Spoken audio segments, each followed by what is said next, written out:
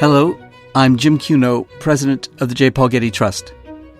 Welcome to Art and Ideas, a podcast in which I speak to artists, conservators, authors, and scholars about their work. Someone had to find the cave. Someone had to mix the pigments. Someone has to stand there and hold the torch while the artist does it. And he said, I'm holding the torch. In this episode, I speak with Ed Ruscha, Anne Doran, and Deborah Treisman about their new book on the life and work of the legendary contemporary art curator and museum director, Walter Hopps.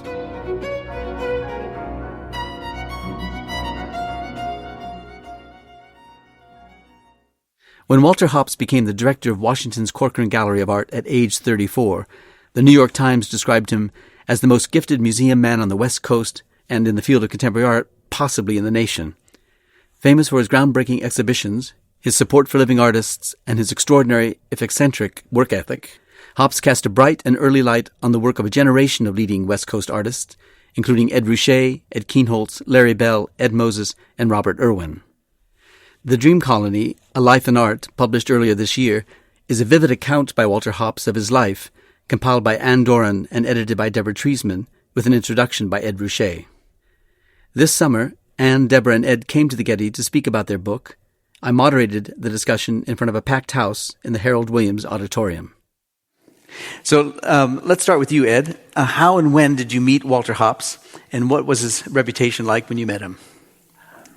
Let's see, I met him about 1960 or 61 in L.A. I met him through Joe Good, who occupied the back of his house in Pasadena as a studio. And right away I knew this guy had some kind of connection to the universe in a lot of ways. And I could see that he was somebody who was, he could make a spectator's sport out of talking. You got here to Chouinard in 59 or 58? 59 and 60, yeah. So you got to Walter right away somehow? Didn't meet Walter. I don't think he ever came to the school there, but he was a figure in the art world that out on La Cienega, where everything was supposedly happening. I had a vivid memory of him fielding questions. He appreciated it when you quizzed him on things, because he had an immense memory for all kinds of things relating to art, music, literature, and all that. He had a way of standing and sort of preparing himself ready to talk. And he would take a little breather, maybe a gulp or two or something, to answer a question. And he'd light a cigarette, and begin to pace across the floor. He more or less like glided rather than walked, which gave me the idea that this guy can walk on air. You say in the introduction, you say that he didn't live or work by normal standards, that he was never entirely taken up by a job, that he kept odd hours, and that he had the ability to rhapsodize. He knew everything that was happening in all the cross-currents, and that he was more an artist than a businessman. Pretty good description of him. If he was here, he'd agree with me, maybe. And if you read the book, you'll see his connection to the world and how he got interested in art in the very beginning, and he got interested in photography, and he made little photographic collages and all that. All that contributed to his outlook in the world. I mean, he could mix oil and water together. He could make two unlike people get with each other. You know, I'm trying to think of an example. Would be like Wally Berman and Ed Kienholz. And as the way Walter described it, Wally felt that Kienholz was too bawdy and crude. And Kienholz thought Wally Berman was spiritually misty, was his words. Too spiritually misty. I like that, but that's pure Walter Hopps. Yeah. Deborah, tell us how you met Walter. And I know that you met him with Anne. Yeah, I met him much later than Ed. I was interviewing to be the managing editor of a literary and art quarterly called Grand Street, which was run by Gene Stein and where Walter was the art editor. And Anne at that point was a contributing editor. So I was 23 at the time, and I didn't know very much about Walter. I knew the basics about his past, and he wanted to meet at the Temple Bar in New York, very dark, red velvet-lined bar. And so I went there sort of nervously, and at some point, about half an hour after our interview time, Walter sauntered in with Anne with his big fedora on and plopped down a file of photographs and said, well, we're trying to do this portfolio. Which picture should we use? And that was my interview. And she did really well. And it was going to be a portfolio on a theme of some kind. It was a theme. It was photographs of graffiti memorials to dead gang members. And that wasn't your specialty, I assume. I had no experience, but I don't think it mattered. I think he wanted to see if whoever was going to be in this job could look at a photograph. And that was what he could do. He could look at an artwork and see it, and not just be thinking about, could you use it? Yeah, and you got the job. I got the job, and 2 weeks later, Walter had a major brain aneurysm and was in a coma for several months and absent for quite some time, and then miraculously started to recover after that. And so we got to work together for 4 years, during which he was in charge of a lot of the art that ran in the magazine and also in charge of introducing the artists, writing short essays about them. And Walter didn't really like to write. As Ed said, Walter was a talker. He was a speaker. He was someone who told stories. So that was what he did. Usually he would speak whether to Anne, who was working at the magazine, or to Gene Stein, or to me, and I would take whatever he had said and make it into a written piece. And so that was how we started working together, and that was eventually how this book evolved. Yeah, well, Anne, tell us how you met Walter. I met him in art school. Art school? Yeah, he'd been fired from the Corcoran, and I was going to the Corcoran School of Art a couple of years later, and there was a lot of commotion at school. Walter Hopps was coming to school to look at the senior studios. Because he was famous by then. Well, he was really famous. He was infamous. Notorious. Notorious. And Walter in those days wore 2 pairs of glasses to look at art. He never really... You mean simultaneously he had 2 pairs on? Yeah, well, he wore 1 pair all the time, and then there was a second pair that went on to look for close work. And he was tall, and he had, 2 pairs of glasses on, and he scared me. I mean, he was terrifying presence, and also because he didn't say anything. He just stood there and looked at the work. And I didn't say anything, he didn't say anything, and his, handlers sort of whisked him out of my studio. He told me later he really liked the work, and he ended up being a real champion of it when I moved to New York later, but that was how I first encountered him. Yeah. So consistent with all of your recollections of Walter is a sense that he's, as Ed described him, rhapsodized, and Deborah talked about him as a storyteller. And in putting this book together, I mean, you guys had to work with his speaking. That was the basis of it. You recorded him, and then Deborah, who's the fiction editor of The New Yorker, had to edit the text of the scripts from the recordings that you got. And when did that all happen? When did the book start? We think it started around 2001. You think? It's all a little fuzzy now. It's all a little fuzzy now. No, we started talking about it in the late 90s. I had moved on to The New Yorker from Grand Street, and I had worked with Walter on a couple of art catalog essays that were longer projects, and just thought, he has so many other things to say, and why are these things not being recorded? And why not tell the whole story? Let's get it all done. And so Anne agreed to do the taping. Walter was in Houston at the time, and she would go down to Houston and sit there and make him talk. The important part, really, is that Deborah got us a book contract with Bloomsbury. Did the interviewing start at the beginning? Did you just say, tell us about your family? Tell us about the birth of the youthful years. I tried to go chronologically. Anne tried. It's nothing against Anne. Walter didn't think chronologically. So he would tell the stories that he most wanted to tell in the beginning. Then we'd backtrack. Then we'd forward track. Anne would have to say, okay, but what about this? Why haven't you talked about that? Why haven't we thought about this? And so there was a lot of kind of coaxing and managing to get to fill in the gaps in his stories. And the idea was that I would then take these tapes and come up with some sort of structure for making them into a book, and it wasn't straight autobiography. He had artists he wanted to devote whole chapters to, and so I was starting to work on that, and I'd gotten through actually really just doing his childhood when he died in 2005. And so at that point, we no longer had this option, which I'd always thought we would have, to have him go back and fill in gaps that he hadn't covered and talk about the later years in his life and so on. That sort of explains why the book came out in 2017 when he died in 2005, because it took some time to recover from that setback and then actually do it without him. Yeah, I bet.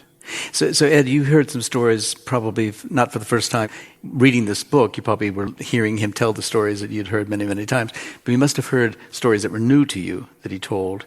Did you know as much about his family life, that is his parents and his grandparents and his grandfather who goes to Mexico? And as I remember, he was a kind of a hardware store guy, and he was offered a chance to get 50% ownership on the export to Mexico of Coca-Cola. Coca-Cola. And he chose not to do that. Instead, he had a great idea, which was going to be peanut butter tacos. Yeah. And it turned out peanut butter tacos didn't work out so well. I mean, but... That was going to make the hop's name. Yeah. Didn't happen. But so, was there a lot in this that you didn't know, or was he telling these stories? There was a lot in this life? book I didn't know. Like, for instance, the city or town of Tampico, Mexico, and he apparently had a lot of connections to that through his family, and went back and forth. And we actually never called him Walter; we always called him Chico. And I read the book, but was it clear in there how he got the name Chico? No. See, so that's a mystery. He never explained. There's probably somebody in this crowd here, maybe Ed Moses or someone, who might know the origin of the name Chico. And then later on, people just started calling him Walter. He thought Chico was informal. Too informal. Ed Moses says that Walter thought Chico was too informal. That come from Chico Marx, maybe? So he talks a lot about his high school years. You put that together in the book so well. He talks about the girls, of course, but he also talks about music, and that was new to me, that he had so much involvement in music. Everything from seeing and hearing Igor Stravinsky conduct his song of Dylan Thomas's "Do Not Go Gentle Into That Good Night," to seeing and hearing Charlie Parker, Miles Davis, Billie Holiday. What was it like? What was he telling you about those years of his pursuit of music? And that precedes a kind of engagement with art. I think it was another world. Walter, wherever he was there. The world of jazz in Southern California at that time was a world like the world of art in Southern California at that time. It was another world that he could enter into.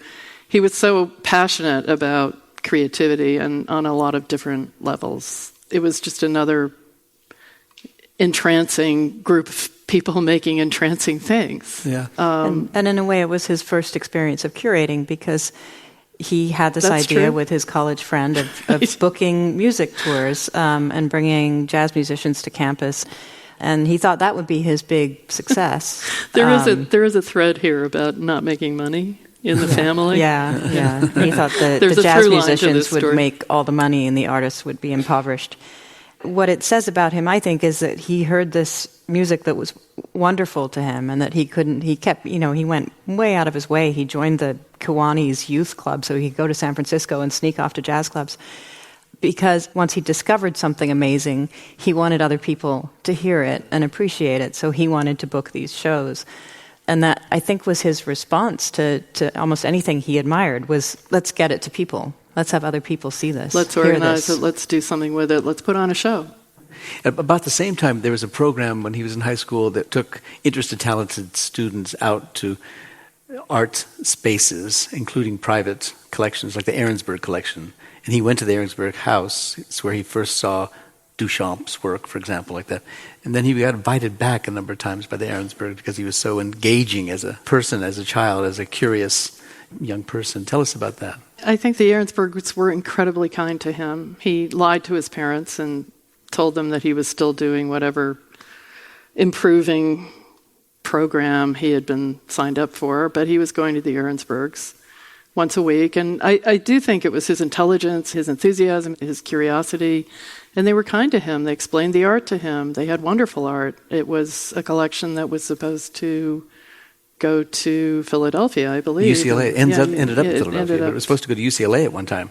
They signed the contract for it, and then they have to build a museum for it, but they never got the museum built. Yeah, this extraordinary collection of avant-garde art in California, and there is a really nice story in the book about how Mrs. Ahrensberg came upon him one day sort of patting a Brancusi, and Walter jumped back and was embarrassed, but she invited him to take the Brancusi to lunch so he could have it on the lunch table and keep patting it and looking at it. And I think they were really good to him. And among a few other people in California were his real mentors in avant-garde art. And we're assuming that everyone here knows of the Ahrensberg collection, but maybe we should describe it more. Ed, did you see it when it was in the house? I never visited the Ahrensberg's house, no. Is that what you mean? Yeah. But I believe that the house still stands where it did, which was up on North La Brea Avenue. And I think Walter spent a lot of time there. And Walter was really quite aware of the expense that people would go to buy artworks, and yet he, in his personal life, lacked the trait of being resourceful enough to make a living for himself. Anything like commercial was of no interest to him at all. So you couldn't talk to him and say, hey, this dealer, I'm having trouble with this dealer. He wouldn't care about that. He only cared about the art and not about the commerce. Yeah. But the Ahrensberg, a couple of things happened with that, and that was the introduction to surrealism and to Duchamp and Magritte and De Chirico and Brancusi, so the kind of high modernist moments. But it also led to other galleries. There was a gallery that the artist named Copley had. Bill Copley had a gallery for 6 months. And he did 6 different exhibitions. Tell us about that. And this is late 50s, so this is just about the time Ed's coming to L.A. There is a wonderful little booklet that Bill Copley put out. He was a great writer. His father was a newspaper man.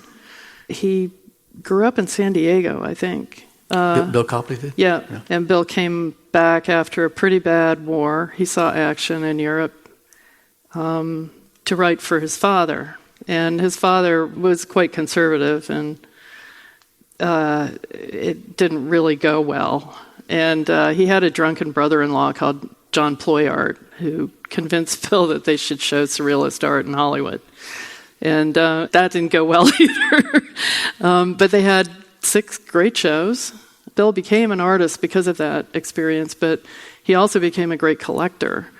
And that was the basis of his collection. The beginnings of his collection was he felt bad for the artists. In fact, I think he had guaranteed them a certain number of sales. So he bought all the work that didn't sell. He bought like 150 Cornell boxes for, $50 each, because he had told Cornell he would. Yeah. He talks about it in the book. He talks about going to a surrealist bookstore in West Hollywood where he first saw books by Hans Bellmer, for example, and Duchamp's Green Box. And he bought for himself the Duchamp Green Box as a birthday present for $25. In a rather sneaky way. Yeah, tell us about that. Well, he had wandered into this bookstore. The bookstore was owned by, was it Mel Royer? An assistant was there who was sorting the contents of an estate sale. So sort of someone's estate had been purchased in total, and it hadn't yet been sorted out, and Walter happened to be there and noticed a copy of Duchamp's Green Box. And I think it was maybe his 17th birthday or 16th birthday. He was really very young. And he said, I'd like to buy this, and maybe I could just... And the assistant said, well, I don't... we haven't even cataloged it yet. And he said, well, how about I just write you a check for $25? And she said, oh, all right, that's fine. And later he got a phone call, because his phone number was on the check, from Mr. Royer saying, well, happy birthday. Congratulations. And then he was afraid that he was going to have to return the box. No, he let him keep it. Let him keep the box, yeah. Now, Walter goes to Stanford first before he transfers back to UCLA. And he goes to Stanford for all the reasons one might, because he was ambitious, and the Bay Area was attractive to him, too. He chooses to go to UCLA because he decides, big mistake, to refuse to take his parents' money to pay the cost of going to Stanford, so he had to pay his own way back to UCLA. But he became very interested in the kind of north-south relations, the artists in San Francisco and the Bay Area and the artists in Los Angeles, and he puts together exhibitions that look at both of them and so on. Ed, when you came, was there a clear sense in Los Angeles of the activity and action going on in San Francisco, and that was a different kind of action going on in San Francisco?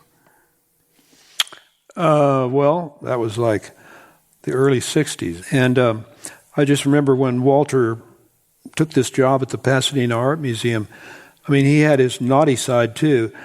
He took it upon himself to curate the shows, borrow all the works from these collectors around the Los Angeles area, and then take it upon himself to deliver those works back to the collectors. And he did it in a sort of an unconventional way, and he hired this guy named Al Fox, who had a little step van truck with the words "fresh fish" painted on the side. And so Al Fox, he was a radio DJ, and when he wasn't working, he'd work for Walter. And so he'd have a Brancusi or something wrapped in a dog blanket bouncing around in this truck, and Walter would just be happy that the thing finally reached its destination. And when Al couldn't be reached, Joe Good and I were... Walter would hire us to do the same thing, except he'd lend us his Studebaker station wagon, and we would deliver valuable artworks around the L.A. area, like a Giacometti and a Matisse sculpture, all wrapped in dog blankets. Anyway, everything happily came together, but Walter's approach to that was very amusing, but thorough. And as far as I know, he never got in trouble for it. Well, let me back up to 1952, which is when Walter rents a space off San Vicente in Brentwood to show Bay Area painting in Los Angeles. And he named that space after a man that his friend killed in a car accident. The man who died was named Maurice Sindel, and he called the gallery the Sindel Studio. If I remember correctly from the book, he called it that because he just could have liked the magic of the name, Maurice Sindel. It wasn't to honor the man who was killed, or was it? Why did he choose to name it after the man who was killed? I think he appreciated the creativity of the man. He appreciated the creativity of this story, which was Maurice Sindel was a farmer who decided to commit suicide and probably had to wait on this road a really long time for a car to come along and hit him. And so Walter's friend Jim Newman, with whom he'd done the music booking, was driving along actually, and Jim Newman corrected the story that Walter had been telling for years because Jim Newman wasn't driving, his friend was driving. And suddenly, they're going pretty fast on a long flat road and there's a truck parked. Suddenly someone dives out from in front of it and under the wheels of the car. And they had zero warning and no choice but to kill him. And this was his form of suicide. And I think Walter thought there was some creativity in that. And I think he thought that perhaps this man deserved to be an artist. So after that incident, Walter and some of his friends, I don't know if you were involved in that, Kienholz was involved in it, started making works of art which were by Maurice Sindel and signing them Maurice Sindel. And I think he took a lot of pleasure in the idea that someday someone might write a dissertation on the work of Maurice Sindel. And they made it particularly sort of grotesque and lewd and so on. And that was his way of letting this man free, I think. And so Sindel Studio was named after that man. And the studio lasts about 3.5 years, but it's there that he meets Kienholz, I think, or Kienholz and Berman come together at that studio? He was working at Sindel. Kienholz was curating at Now Gallery, and so they crossed paths. He had met Berman in 1953. Walter had a one-person show of his own photographic work in the Cornet Louvre, which was a art house movie theater that showed art in the lobby. And by Raymond Rohauer. He met Wallace Berman and Shirley Berman. They came to his opening there. And he got to be friends. He loved Wallace Berman's work. But Wallace didn't want to show at Sindel. So they were just friends for a long time. He didn't want to show because he didn't like the space or because he didn't like the reputation of the gallery? He was a very retiring person. I think he didn't necessarily want to show at all. But it is there that Kienholz comes into the picture, yes, is that right? He does. Which ultimately leads to Ferris. So let's That's get right. to Ferris and the start of Ferris Gallery. He gave Kienholz a show at Sindel, maybe more than one, right? I think so, yeah. Anyway, they got to know each other and they had some art partnerships, a couple of action shows and All City Arts. The All City Art Festival. Yeah, tell us about that, because that was a bit of a lark.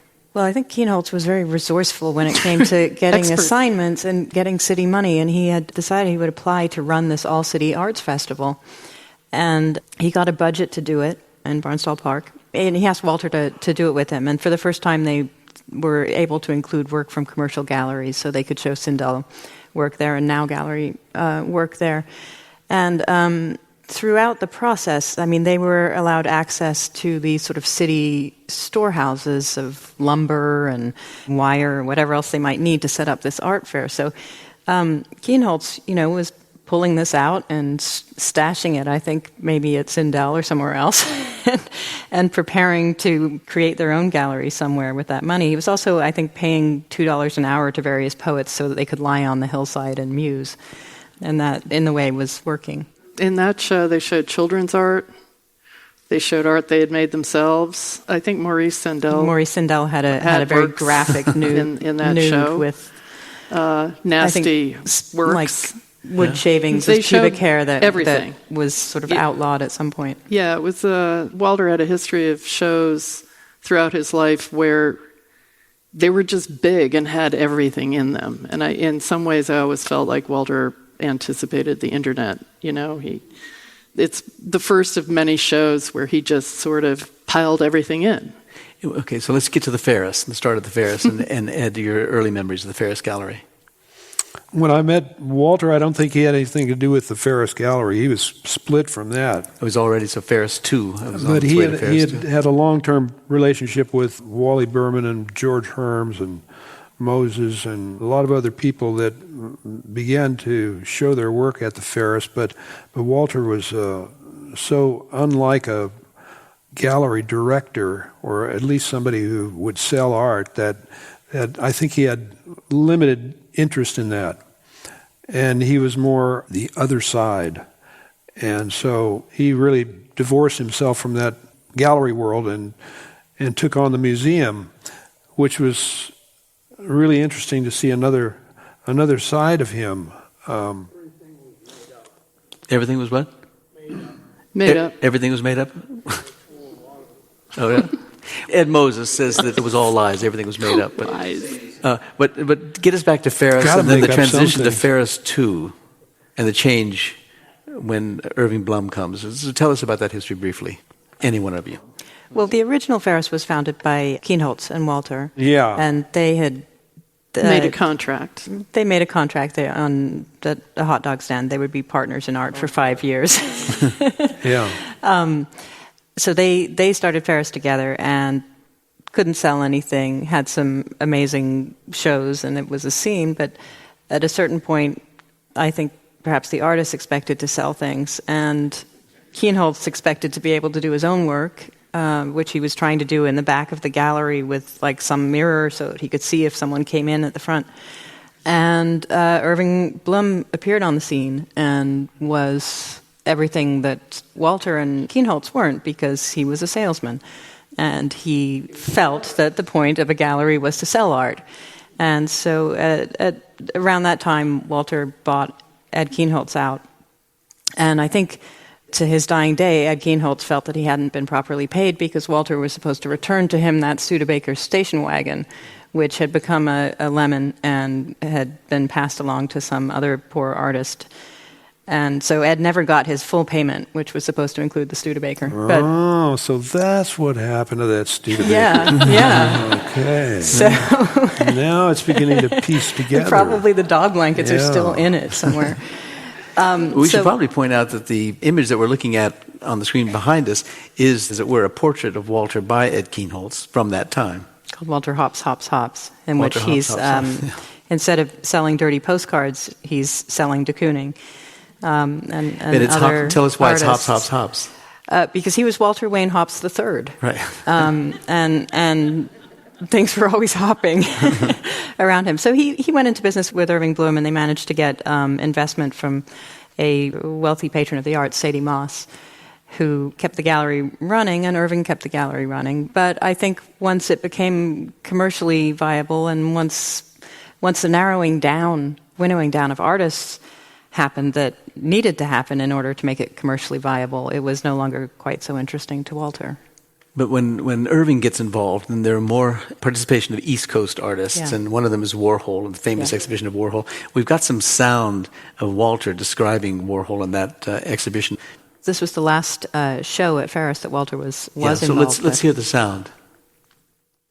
Warhol was fascinated with the idea of having a show in Hollywood, and the very first show of his pop art was at the New Ferris Gallery.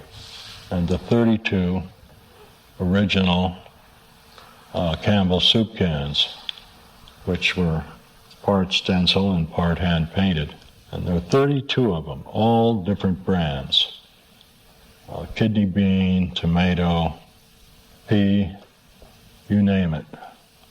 They're done in a very stylized, precise way, except the gold emblem is just a round gold circle. He didn't fill in all the detail, the official Campbell logo, which you'll see on a can. He simplified it. Subsequently, he did smaller versions, canvases where the soup can is smaller, and he did bigger ones. He did one with the label partially ripped off. He did all sorts of variations on it.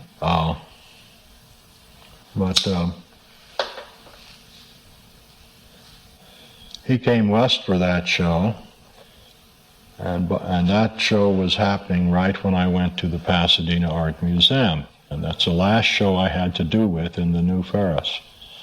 But I remember talking with Andy about how would he describe the soup cans. They're just in the black and red and gold on a white canvas ground, centered up on both axes, just as simple as they could be.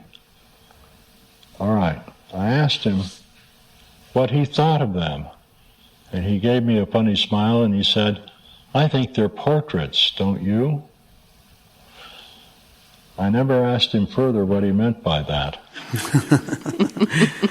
While he owned part of the Ferris, was doing his work at the Ferris Gallery, he was also advising collectors, and he was giving sort of seminars to young aspiring collectors. I remember Marcia Wiseman in the 80s talking so fondly of those years with Walter about when he would come and give these kind of seminars about these things. And one of the people that he was talking to a lot at the time and helping was Ed Jantz. And tell us about that relationship and how important it was.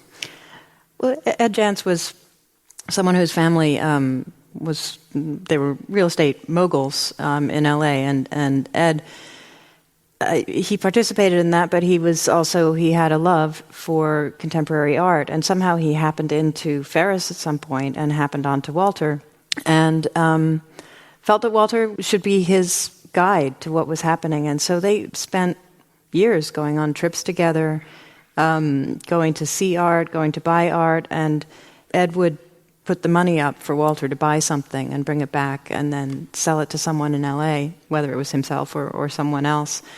I think from the way that Walter talked about Jantz, he was really a father to him in that way. He was the father who supported his interests as opposed to the father who didn't. Yeah. So at about this time, it's 1959, Tom Levitt was the director of the Pasadena Art Museum, and Walter began doing freelance work for him. Mm-hmm. Then in 1962, about the time that you're driving around with the truck with the Studebaker for him, Levitt hires Walter to be his curator, single curator, and registrar at the Pasadena Art Museum, which at the time was in the building that's now the USC Pacific Asia Museum. And it was there that Walter organized various exhibitions, Motherwell, Joseph Cornell, Kurt Schwitters, Duchamp. A couple of questions. How did Walter scale up to that amount of activity, that amount of responsibility from going from the Ferris Gallery to something so substantial and with so much at risk and at stake? And what was the Pasadena Art Museum like in the climate and in the circumstances of Los Angeles at the time? Was it the place to go to for this kind of contemporary art? It was a big jump, huh? From La Cienega Boulevard to the Pasadena Art Museum and places beyond. And then from there, of course, well, you'll follow his chronology here, but it was step to bigger and bigger things. And while he was doing it, he was becoming more and more himself, which is a very enigmatic figure that was called upon to be responsible to his position. And he began to see his position as being an independent person and we all loved him for it because he didn't play by the game. He sort of made his own hours, ran by his own clock, and called people in the middle of the night for maybe nothing, just to talk. And the habits that he exhibited were hilarious, but informative. And if you got off track in any way, or like brought up some obscure person from art history, like, I don't know, you pull a name out, Augustus Vincent Tack. Well, now, he would be all over Augustus Vincent Tack for you. And you'd get a command performance. And so these command performances from this gentleman, he could do anything he wanted to do. I didn't care if he showed up at the museum at the proper time or not. It didn't matter to us. It's just that Walter was always there, and Walter was Chico. And he put you in your first museum show. Yeah, the that's new right. painting of Common Objects show in 1962. And you did the poster for it, as I recall. Well, that came about probably at the last minute because that's the way he was. I think he began to be a little more responsible later on, but at the Pasadena Art Museum, he had these dreams that time would pass and he'd be pacing the floor and with these ideas that eventually would fall into place. But he was bad at making catalogs, and he always dreamed about producing catalogs. And we were going to make a catalog for that new painting of Common Objects, and that thing never really came together. But I think there's a prototype somewhere, and maybe Caroline Huber maybe has that in her archive of Walter's. But he said, well, at least let's make a poster out of it. And so I knew about this place called the Majestic Poster Press, and we called them and sort of gave them directions over the telephone.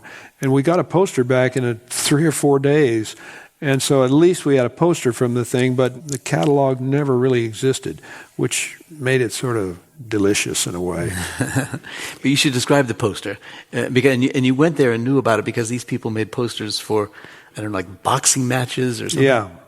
Yeah, circus posters and boxing matches. And you could just tell them, use big type, make it big, make it loud, do it quick. So that was 62, and he was at that time already preparing the Duchamp exhibition, which would open in 63. And about the time that's about to open, Levitt leaves the Pasadena Art Museum, and guess who takes his place, talking about scaling up now to become the acting director of the Pasadena Art Museum, but Walter. What was that moment like, and how did he respond to those responsibilities? I know from going through a bit of the archive with Caroline, it's just down on a square in the calendar. It's like, Pasadena, okay. He'd met Duchamp first at the Ahrensbergs, very briefly, and then he met him again in New York, and they became quite friendly, and he wanted to do a retrospective of Duchamp's work, and which hadn't been done. He hadn't had a museum show in America, and Duchamp was quite amenable to this, and he knew Pasadena really well. He'd had a girlfriend in Pasadena, apparently, and so he knew the Green Hotel, and he was kind of charmed by the idea that his first museum retrospective would be there. And so Walter just worked very closely with him to assemble that show, and it was a real, I think, labor of love for him, partly because his first discovery of Duchamp had happened at age 15 in this situation of entering the Ahrensberg's house. Was it then that he hires Jim Demetrian to be his kind of assistant director or his chief curator? It's around 1963. Yeah. And Jim was teaching at Pomona College. Pomona College, and he wasn't a museum person, and I think there was a little resistance. Walter said, I want you to be my chief curator, and Jim was like, I'm not really a museum person, and I think Walter saw in him, Jim Demetrian ended up being a magnificent museum person. Fantastic, yeah. A fantastic museum person, first at Des Moines, and then the Hirshhorn. Yeah. But Walter really respected his eye. I don't really know how they first met, but Walter also thought that he needed a backup. At that point, Walter's addiction to methamphetamine was growing, And he wasn't sure he was going to last at Pasadena. He thought he might leave or be asked to leave. And he finally convinced Jim Dimitrian, or so he says, to take the job of chief curator by saying, I may not be here forever and I want it to be you. I'm picking you as my replacement now. Yeah. And that actually came to pass, that Walter left and Jim became director eventually. Things happened rather quickly. I mean, at that time, 63 then is the Duchamp exhibition, 65 is Jasper John's exhibition, Frank Stella. If he's on speed as much as he said he was enormously productive. Well, that was because he was on speed, I think. He was so productive. I can't answer that. And also, putting all of his assistants on speed. But he knew he was going to crash and burn. And so he hit this point, I think, when the Cornell show was being worked on, 67 or perhaps 66, when he went on a trip to gather art and came back and got off the plane in L.A. and sat down in a chair, and suddenly 3 hours had passed, and then another few hours had passed, and he called up a psychiatrist and basically said, come and get me. So he was committed for a time. And that was the point where one board trustee, Harold Jurgensen, came to the hospital and said, can we send you an assistant? Can you work on the budget from here? And he said, of course, and did that. And Robert Rowan, who was not pleased with the situation, asked for his resignation. So Walter stepped down. Jim Dimitrian became acting director. Walter was still helping to finish up the Cornell show. Jim Dimitrian goes to get some Cornell works in a taxi on the way to the airport, I think in Chicago. From the Bergman collection. Yeah, he's, I think he's seen a specific collector, yeah. And the taxi goes off the ramp the wrong way. There's a terrible accident. Jim's thrown from the car, clutching one container of Cornell boxes. One is left in the car and burns. And Dimitrian's hospitalized. So Walter comes back to become acting director while Dimitrian's in the hospital and finish up this show. And that was his last show at Pasadena. But there's somebody at Pasadena who sort of saves him again at that moment by offering him like a fellowship in a think tank in Washington, D.C. That was through Ed Jans, actually. He was out at Pasadena and he didn't really know what to do. And Jans had some affiliation with the Institute for Policy Studies in D.C., which was run by Marcus Raskin and Richard Barnett. It was a kind of left-wing political think tank. And Ed said, why don't you go here for a year? Just do a fellowship here. And Walter liked the idea, and he went, and it gave him just a little space to see what was happening in D.C. And while at the IPS, he got to know a philanthropic couple, Philip and Lenny Stern, and Lenny Stern was very involved in something called the Washington Gallery of Modern Art, which I'd never heard of before. Which was failing, and Walter had various ideas for how to save it, which culminated in not entirely saving it, but making it part of the Corcoran. Yeah. Ed, so now we have a moment in which Walter leaves Southern California, and there must be a vacuum left in part by his departure because of his great presence as a personality and as a museum professional and a gallerist and a critic. So what was it like when he left? Did you feel that sense of loss? He was one of us in many ways, and so he just became instantly absent, and that sort of left a hole in the whole scene, especially if you would see him socially and not be able to go to McGuire's Saloon out in Eagle Rock with him.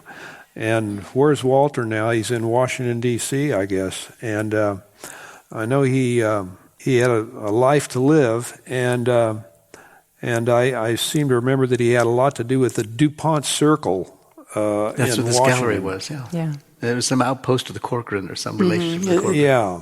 And so we lost touch with him, but we knew what he was doing. I mean, he was in the museum world back there, and we were always wondering how he was dealing with them, or rather, how they were dealing with him in his peculiarities. But we didn't hear any negative press or anything along the way, so he must have been doing all right. Yeah. Well, there was a great story, because he was there during the March on the Pentagon in the anti-war era.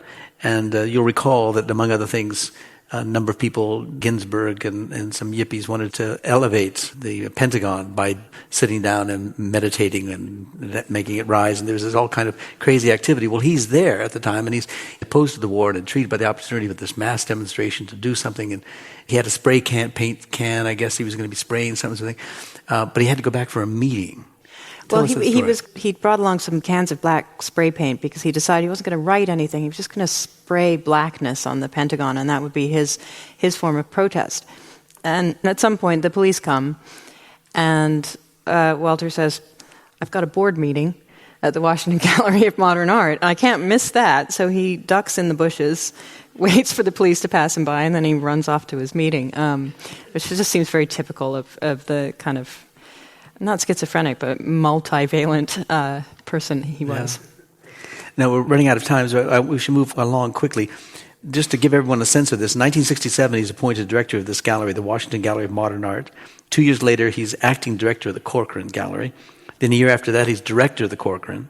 Then a year after that, he was named U.S. Commissioner for the Venice Biennale, and it was while he was in Venice that he received a call from a reporter at the Washington Post asking him if he wanted to comment on his dismissal from the Corcoran, which was the first time that Walter had heard he'd been dismissed from the Corcoran. And then he was saved at that moment by an old friend of his who was a teacher at the University of Chicago at the time, Joshua Taylor, who was head of the National Collection of the Fine Arts, who offers him a job, and he takes it.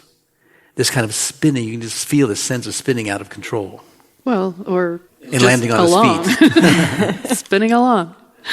And it was at that time that those who worked with him, as Ed has described him, always late, grew tired of his being late, and also it was kind of funny, and made a pin. And it happens that we had 3 such pins. Each of you have one of these. Tell us what the pin says. It says, Walter Hops will be here in 20 minutes.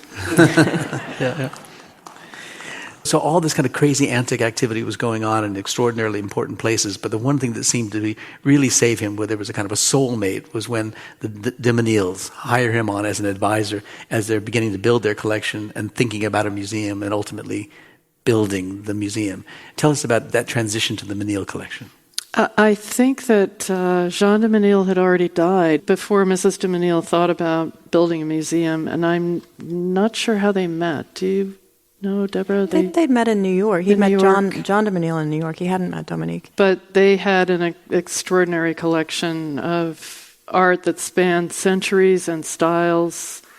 Their art advisor was a Jesuit priest, which may account for the fact that the art itself all has a kind of quality about it, whether it's Byzantine icons or Surrealist art.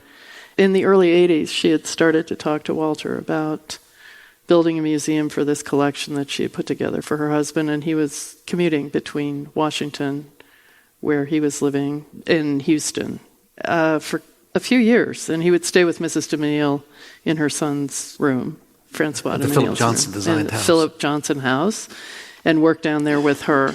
And she really was, I think, the first person that gave Walter carte blanche to do the museum that he had always wanted to build and run. So it's both in building the collection and in building the building, working with these 2 extraordinary people, Mrs. de Menil for the collection and Renzo Piano for the building, and then installing it in the most beautifully installed way.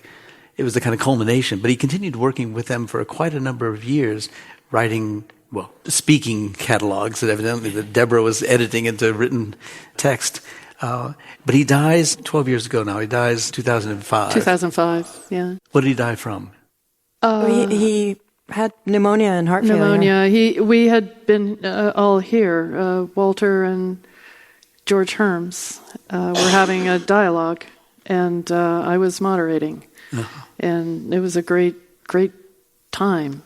It was a great dialogue, and Walter and Caroline, his wife, stayed on for a few more days, and Walter fell ill here.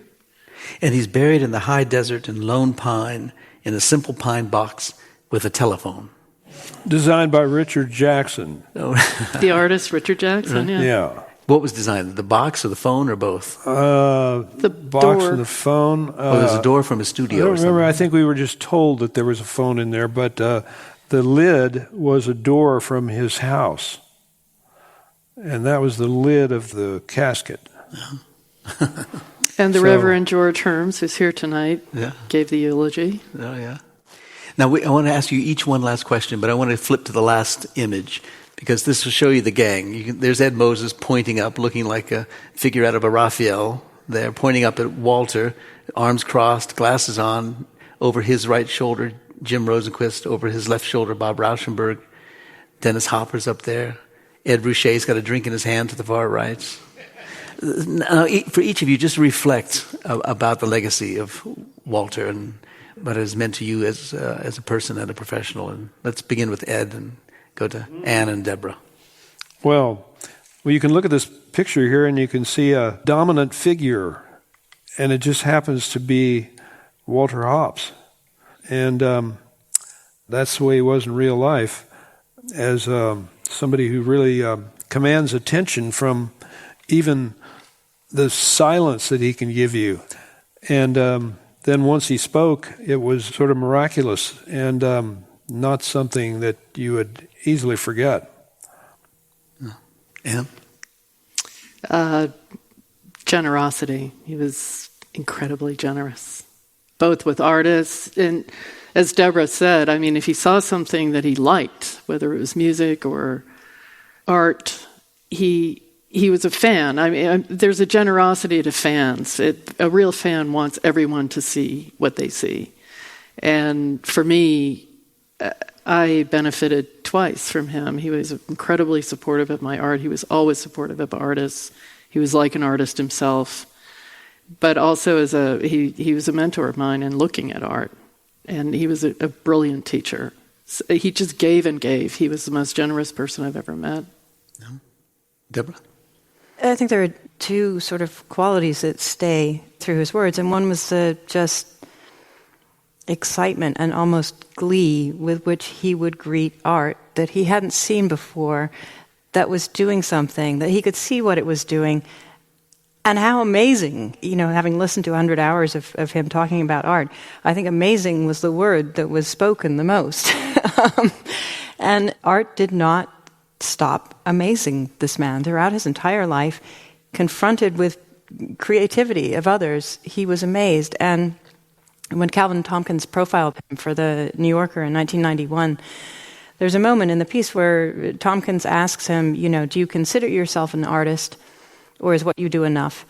And Walter had this wonderful response. He said, I feel like I come from a tradition that's 25,000 years old, where there's the cave artist who's doing the painting, but someone had to find the cave. Someone had to mix the pigments.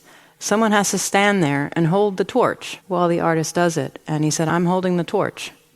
And that's close enough. And so that for me is just, that captures what was special about him. Yeah. Well, ladies and gentlemen, Ed Ruscha, Anne Doran, Deborah Treisman. The book is called The Dream Colony, The World of Walter Hopps.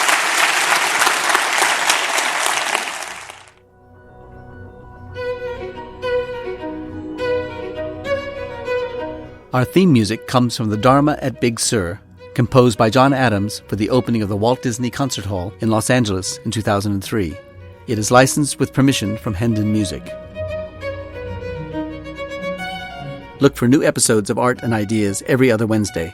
Subscribe on Apple Podcasts or Google Play Music. For photos, transcripts, and other resources, visit getty.edu/podcasts. Thanks for listening.